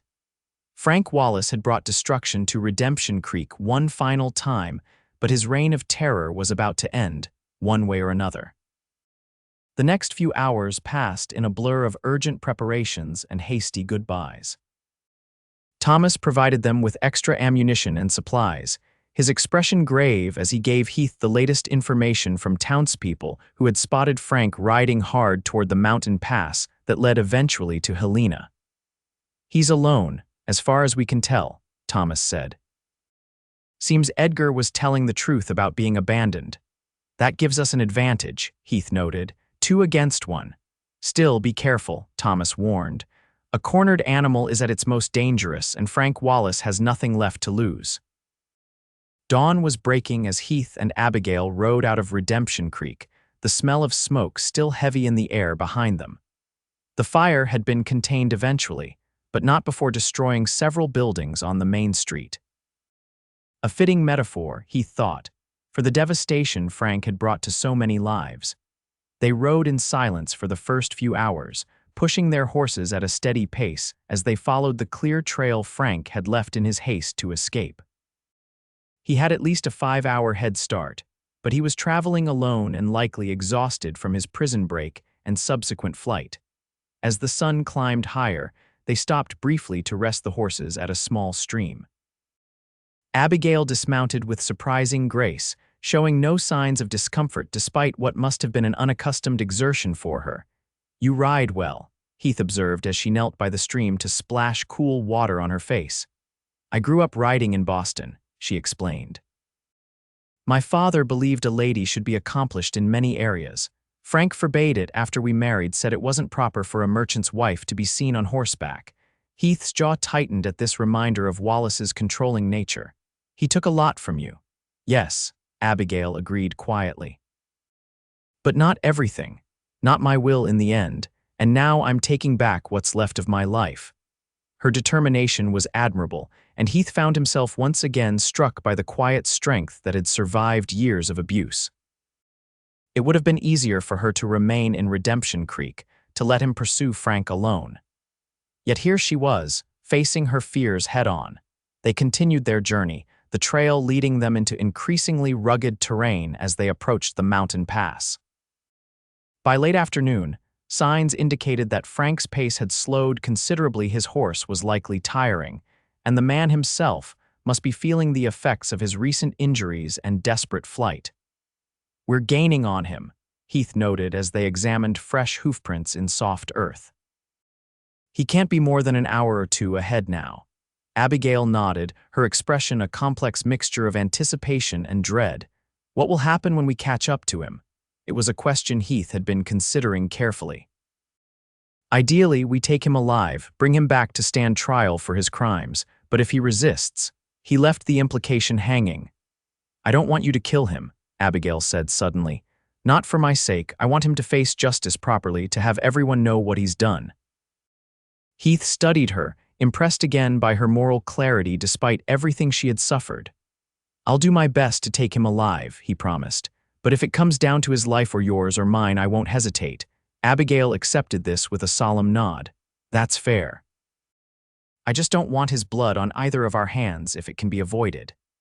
As evening approached, they found themselves at the entrance to a narrow canyon, a shortcut through the mountains that would eventually lead to the main road to Helena. Fresh tracks indicated that Frank had taken this route, perhaps hoping to lose pursuers in the confines of the canyon. "We should make camp," Heath decided, surveying the darkening sky. Following him into that canyon at night would be asking for an ambush. Though clearly eager to continue the pursuit, Abigail recognized the wisdom in his caution. They made a small, sheltered camp in a grove of pines near the canyon entrance, where they could rest while maintaining a clear view of the path ahead. As darkness fell, they shared a simple meal of jerky and hardtack, neither speaking much but finding comfort in each other's presence. The night was cool, and Heath noticed Abigail shivering slightly in her light jacket. Without a word, he removed his coat and draped it over her shoulders. "You should try to get some sleep," he suggested. "I'll take first watch." Abigail pulled the coat tighter around herself, inhaling the faint scent of leather and pine that seemed to cling to Heath. "Thank you," she said softly. "Not just for the coat, for everything. Most men wouldn't have believed me, let alone risked so much to help me." Heath settled himself against a tree trunk, his revolver within easy reach. "Most men haven't seen what I've seen," he replied. "During the war after it, I learned that standing by while others suffer isn't something I can do." A comfortable silence fell between them, broken only by the occasional hoot of an owl or rustle of wind through the pines. He thought Abigail had drifted off to sleep when she spoke again, her voice quiet but clear. "When this is over," she said hesitantly, "what will you do? Will you stay in Redemption Creek?" It was a question Heath had been asking himself. "That depends," he replied carefully. "On what?" Abigail prompted when he didn't elaborate. Heath turned to look at her, the moonlight silvering her features. "On whether there's a reason for me to stay." The implications of his words hung in the air between them, neither quite ready to acknowledge them directly but both feeling their weight. "I think," Abigail said finally, "there might be." It wasn't a declaration or a promise. It couldn't be, not yet, not with Frank still at large and Abigail still legally bound to him. But it was an acknowledgement of possibility, of a future that might exist once the present danger was resolved. Heath nodded, a small smile touching his lips. "Then I guess we'd better make sure we bring Wallace in." Abigail returned his smile before settling down to sleep, Heath's coat still wrapped around her shoulders. As he watched over her, Heath reflected on the strange turns life could take. He had come to Redemption Creek, seeking nothing more than steady work, and perhaps a place to belong after years of drifting. Instead, he had found himself in the middle of a struggle for justice that had become deeply personal. And he had found Abigail brave, resilient, and awakening feelings in him he had thought long buried. Morning came with a fine drizzle that threatened to obscure the trail. They broke camp quickly, eager to enter the canyon before the rain could wash away Frank's tracks completely. Heath insisted that Abigail wear his coat against the damp chill, brushing aside her protests with practical logic. If either of us catches a fever, we'll be slowed down, he pointed out, and it fits you well enough. Indeed, though the coat was too large for her frame, Abigail managed to make it look almost tailored, rolling up the sleeves and cinching it at the waist with her belt. Heath found himself momentarily distracted by the sight before forcing his mind back to the task at hand. The canyon proved to be as challenging as Heath had anticipated, narrow in places, with steep walls that created perfect positions for an ambush. They proceeded cautiously, Heath constantly scanning the ridgelines above for any sign of movement. "Frank knows these mountains," Abigail commented as they navigated a particularly treacherous section. "He used to lead hunting expeditions here before he was injured." "Then we need to be especially alert," Heath replied, his hand never straying far from his holstered revolver. They had traveled perhaps 2 miles into the canyon when Heath spotted something ahead, a horse, apparently abandoned, standing beside a small stream that cut across their path. "That's Midnight," Abigail confirmed in a whisper. "Frank's stallion. He would never leave him willingly."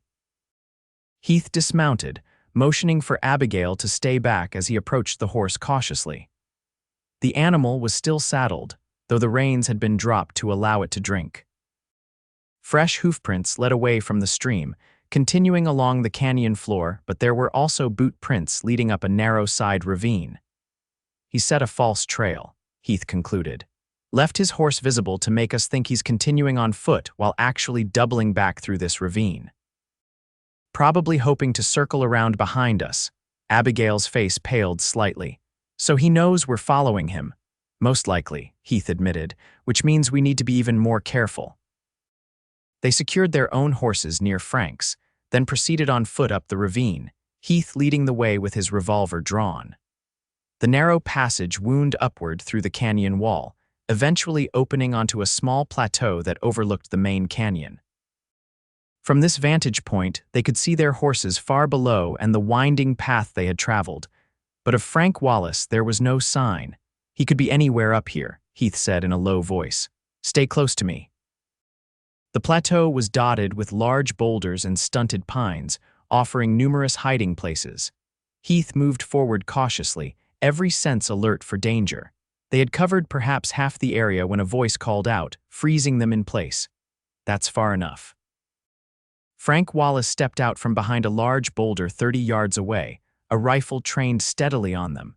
Despite his ordeal, he looked remarkably composed, his eyes cold and calculating as he surveyed his pursuers. "Well, well," he said, his voice carrying clearly in the still air. "My faithless wife and her champion, how predictable." Heath instinctively moved to shield Abigail, but she stepped up beside him, facing her husband with remarkable calm. "It's over, Frank. You've lost everything: your position, your reputation, your power." Frank's laugh was harsh. "Have I?" "Money speaks louder than accusations, my dear. Even if I can't return to Redemption Creek, there are other towns, other opportunities for a man with resources." "Not from prison," Heath interjected. "You're looking at serious time, Wallace. Assault, attempted murder, killing 2 deputies during your escape." Something dangerous flashed in Frank's eyes. Bold words from a man at the wrong end of a rifle. "If you shoot him, you'll have to shoot me too," Abigail said steadily. "And while you might convince a corrupt judge that beating your wife was your right, even you can't explain away murdering her in cold blood." Frank's expression darkened. "After your public betrayal, I'm not sure I'd mind seeing you dead, Abigail. You've humiliated me, turned the town against me, destroyed everything I built." "You destroyed it yourself," Abigail replied. "With your cruelty, your violence, your belief that power gives you the right to hurt others." For a moment, regret seemed to flash across Frank's features so briefly that Heath might have imagined it. Then his expression hardened again. "Put your gun down, deputy," he ordered, gesturing with the rifle. "Slide it over here." Heath didn't move. "That's not going to happen, Wallace." Frank's finger tightened visibly on the trigger. "Then I'll shoot you where you stand and deal with my wife afterward. Your choice." It was a standoff with no good options.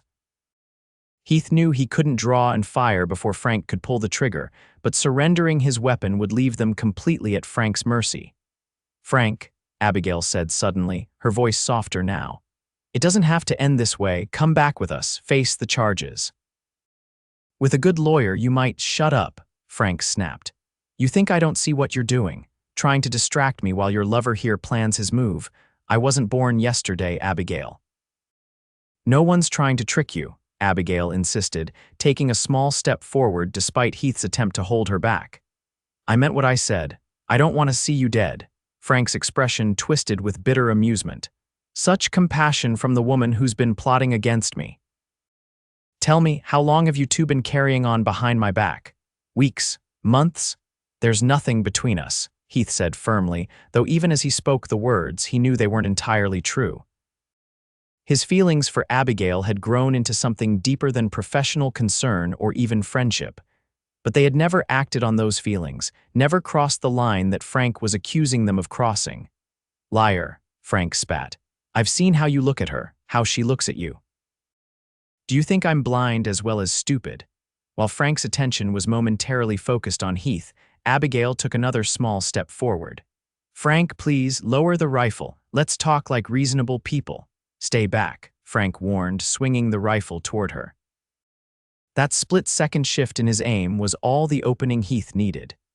He shoved Abigail to the ground and drew his revolver in one fluid motion, firing before Frank could correct his aim. The shot echoed across the plateau. Frank staggered backward, the rifle discharging harmlessly into the air as he clutched his right shoulder, the same spot where Heath had shot Edgar Simmons. The symmetry was not lost on Heath as he advanced quickly, kicking the fallen rifle away while keeping his revolver trained on Frank. Don't move, Heath ordered. Next shot won't be in the shoulder. Frank glared up at him, pain and hatred burning in his eyes. You should have killed me, he snarled. Because I promise you, if I live, I'll find a way to destroy you both. You've made your last threat, Wallace, Heath replied coldly. It's over. As he bound Frank's wound and then secured his hands with rope from his saddlebag, Heath was acutely aware of Abigail standing nearby, her expression a complex mixture of relief, sadness, and something like closure. Are you all right? He asked her as he finished securing their prisoner. She nodded slowly. Yes, I think I am. For the first time in years, I think I really am. The journey back to Redemption Creek was arduous but uneventful. Frank, weakened by his wound and the knowledge that his schemes had failed, offered little resistance. They traveled slowly, stopping frequently to rest the horses and check Frank's injury, which Heath had bandaged as best he could with their limited supplies. As they approached Redemption Creek on the afternoon of the third day, they were met by Thomas Jenkins and a small party of deputies who had been scouring the surrounding area for them. Thank God, Thomas exclaimed upon seeing them. When you didn't return, we feared the worst. Wallace didn't make it easy, Heath replied, indicating their sullen prisoner. But we got him. The news that Frank Wallace had been captured and was being returned to face justice had spread quickly through town.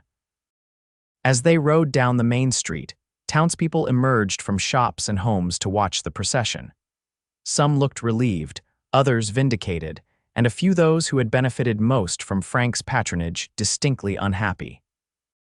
Abigail held her head high as they passed, refusing to be cowed by either the supportive glances or the occasional hostile stare. Heath found himself admiring her dignity once again, the quiet strength that had sustained her through so much. At the sheriff's office, Thomas had prepared a more secure cell for Frank, with round-the-clock guards to prevent any possibility of another escape. As they transferred the prisoner, Frank's gaze locked with Abigail's one final time. I hope he's worth it, Frank said bitterly. Whatever future you think you're going to have with him. Abigail regarded her husband steadily. This isn't about him, Frank, it's about me, about reclaiming the life you tried to take from me piece by piece. Frank had no response to that, his expression shuddering as the cell door clanged shut with finality. Outside the sheriff's office, Heath and Abigail stood together in the late afternoon sunlight, both physically exhausted but emotionally lighter. Judge Harmon arrived yesterday, Thomas informed them. He'll hear the case first thing tomorrow. With all the witnesses we've gathered and Frank's escape attempt, I don't think even Harmon can ignore the evidence. And the territorial marshal, Heath asked. Arrived this morning with 2 deputies, Thomas confirmed. Frank will be transferred to the territorial prison in Helena after his hearing here. Everything was falling into place, justice proceeding as it should. Yet Heath felt a strange reluctance to let go of the mission that had brought him and Abigail together. With Frank captured and awaiting trial, there was no longer a reason for him to remain so closely involved with Abigail's situation. As if sensing his thoughts, Thomas added, "Mrs. Wallace, the doctor's wife, has prepared a room for you at their home again. She insisted you would be more comfortable there than at the boarding house while you await the hearing." Abigail thanked him, then turned to Heath, hesitation evident in her eyes. "I suppose this is where we part ways, for now at least." Heath nodded, though everything in him resisted the separation. "You'll be safe at the doctor's house, and tomorrow you'll have your day in court." "Thanks to you," Abigail said softly. "I don't know how I can ever repay what you've done for me." "There's nothing to repay," Heath assured her. "I only did what any decent man would do." Abigail's smile was gentle but knowing. "We both know that's not true. Most men looked the other way for years. You were different." Before Heath could respond, she leaned forward and placed a brief, chaste kiss on his cheek. "Thank you, Heath Forrester," she whispered, "for giving me back my life." Then she was gone, walking toward the doctor's house with Mrs. Landry, who had appeared to escort her. Heath watched her go, his heart full of unspoken words and emotions he couldn't yet properly name. "You're in deep, my friend," Thomas observed, coming to stand beside him. Heath didn't deny it. "Is it that obvious?" "Only to anyone with eyes," Thomas replied with a hint of amusement. "But for what it's worth, I think she feels the same way," Heath sighed, running a hand through his hair. "It doesn't matter how either of us feels right now. She's still legally married, still recovering from years of abuse. She needs time, space, freedom to figure out who she is without Frank Wallace controlling her life." Thomas clapped a hand on his shoulder. "That's very noble, very responsible, and completely correct. Doesn't make it any easier though, does it?" "No," Heath admitted. "No, it doesn't." The hearing the next day was brief, but conclusive. Judge Harmon, perhaps swayed by the presence of the territorial marshal or simply by the overwhelming evidence presented, found Frank Wallace guilty on all counts. He sentenced him to 15 years in the territorial prison, a term that effectively ended Frank's influence in Redemption Creek forever. Abigail, testifying with quiet dignity, asked the court for an immediate divorce on grounds of cruelty and abandonment. Given the circumstances and Frank's conviction, Judge Harmon granted her petition on the spot, declaring her marriage legally dissolved and restoring her maiden name, Abigail Keller. As Frank was led away in chains, he cast one final venomous glance at Abigail and Heath, who had stood at the back of the courtroom throughout the proceedings. But his threats and his power were now empty words. His reign of terror finally ended. Outside the courthouse, Abigail stood in the sunshine, a free woman at last. Heath approached her cautiously, uncertain of his welcome now that their shared mission was complete. "Congratulations, Miss Keller," he said formally, tipping his hat. Abigail smiled at the use of her maiden name. "It sounds strange to hear that again after so long," she admitted, "but wonderful too. Like reclaiming a part of myself I thought was gone forever." They walked together down the street, neither in a hurry to part ways. Around them, Redemption Creek was already beginning to rebuild from the fire, new construction underway to replace the damaged buildings. The town, like Abigail, was getting a fresh start. "What will you do now?" Heath asked finally, the question that had been weighing on his mind. Abigail considered this thoughtfully. "I'm not entirely sure yet. The judge awarded me half of Frank's properties as part of the divorce settlement apparently. He can't legally retain assets while in prison. So financially, I'll be secure." "You could leave Redemption Creek," Heath suggested, though the thought brought him no joy. "Start fresh somewhere without the memories." "I've thought about that," Abigail admitted, "but this is my home now despite everything, and there are good people here, Mrs. Landry, Mary Thompson, others who stood by me when it mattered. I'd like to give back somehow, use Frank's money for something positive." Heath nodded, admiring her resilience once again. "Any ideas?" "A few," Abigail replied with a small smile. Mary mentioned that the school is desperately overcrowded. I thought perhaps funding a larger building, maybe even a small library. As she spoke, outlining her ideas for contributing to the community, Heath found himself falling even deeper under her spell.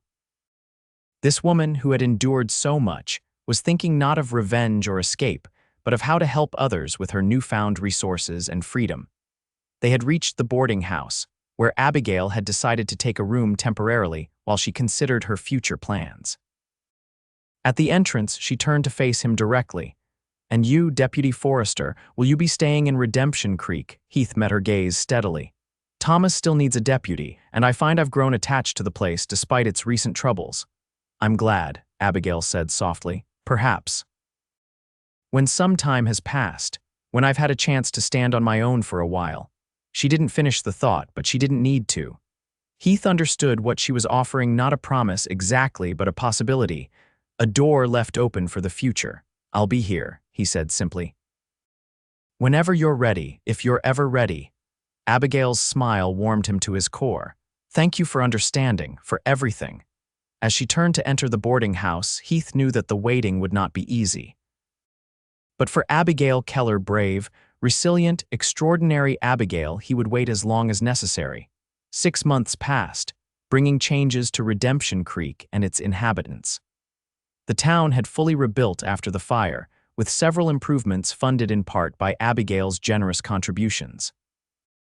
The new schoolhouse was nearly complete, its attached library already stocked with books ordered from as far away as Boston and New York.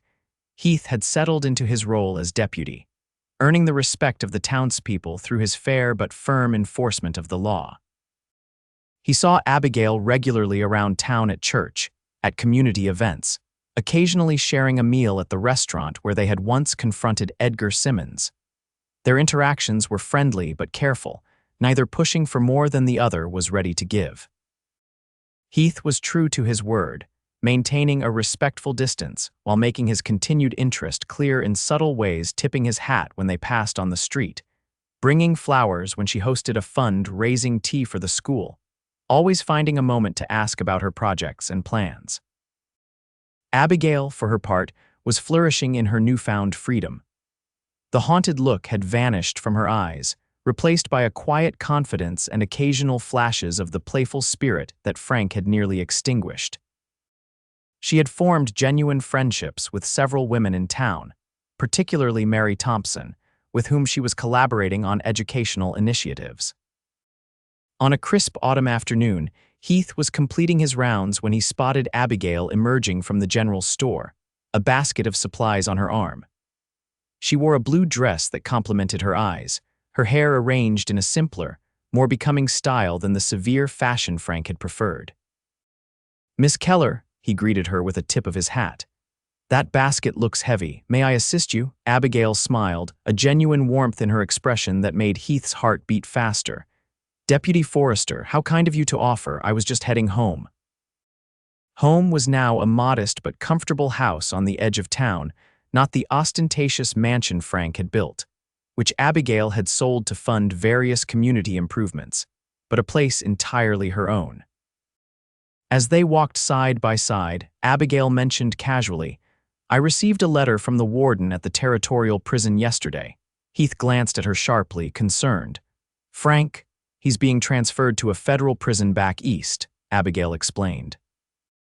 Apparently, there were additional charges related to land fraud that came to light during the investigation of his affairs. He'll likely spend the rest of his life behind bars. The news brought Heath a profound sense of relief. Frank Wallace would never again be a threat to Abigail or anyone in Redemption Creek. "How do you feel about that?" he asked carefully, studying her face for signs of distress. Abigail considered the question seriously. "Relieved primarily. Not vindictive, I've worked hard not to let bitterness consume me, but relieved that the chapter is truly closed." They had reached Abigail's house, a neat white structure with a small garden that was just being established. Heath set her basket down on the porch, preparing to take his leave as he always did. "Would you like to stay for tea?" Abigail asked suddenly. It was the first time she had extended such an invitation, breaking their unspoken pattern of friendly but limited interactions. Heath tried to conceal his surprise and pleasure. "I'd be delighted." Inside, the house was modestly but tastefully furnished, reflecting Abigail's personal style rather than Frank's ostentatious preferences. As she prepared tea in the small kitchen, Heath noticed little touches that spoke of her growing confidence. Books on a variety of subjects, a half-finished embroidery project depicting a mountain landscape, a piano in the corner. "You play?" he asked, gesturing to the instrument. Abigail nodded as she brought the tea tray to the small table by the window. "I used to, quite well actually. Frank didn't care for music in the home, said it gave me ideas above my station. I'm relearning now, though my fingers aren't as nimble as they once were." "I'd love to hear you play sometime," Heath said, accepting the cup she offered. "Perhaps," Abigail replied with a small smile, "when I'm not quite so rusty." They settled into comfortable conversation, discussing town news and Abigail's latest project, a scholarship fund for girls who wished to continue their education beyond the local school. Heath found himself, as always, impressed by her intelligence and compassion. As the afternoon light began to fade, Heath reluctantly rose to leave. "Thank you for the tea," he said, "and the conversation." "Thank you for carrying my basket," Abigail responded, walking him to the door, "and for waiting." The simple acknowledgement of the understanding between them caught Heath off guard. "I meant what I said," he replied softly. "I'll wait as long as you need." Abigail studied his face, her expression thoughtful. "I've been thinking about that, about us.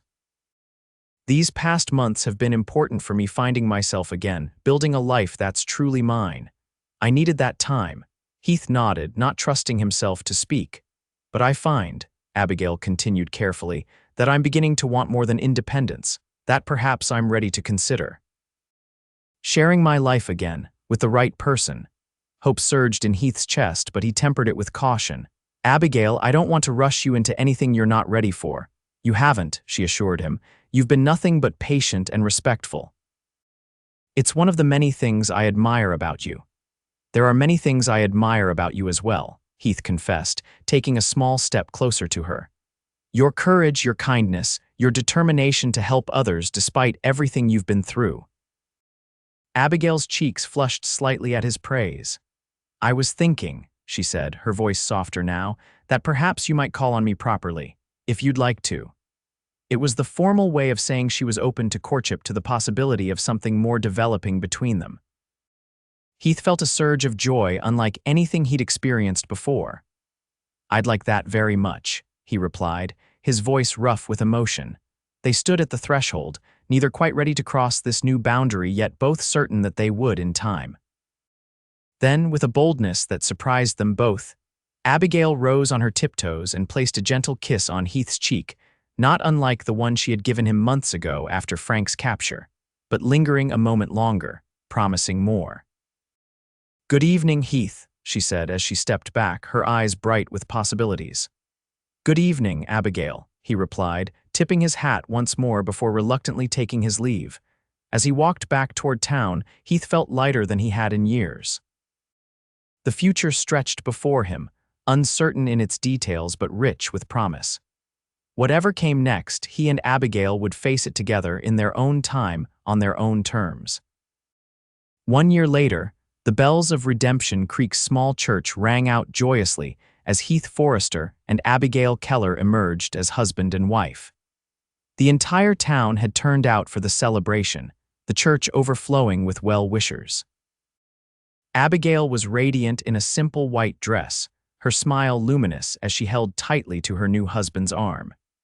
Heath, looking both proud and slightly overwhelmed by his good fortune, couldn't seem to take his eyes off her. Their courtship had progressed naturally, without rush, but with deepening affection. Heath had proven himself a very different kind of suitor than Frank Wallace, attentive without being possessive, protective without being controlling, valuing Abigail's independence even as they grew closer.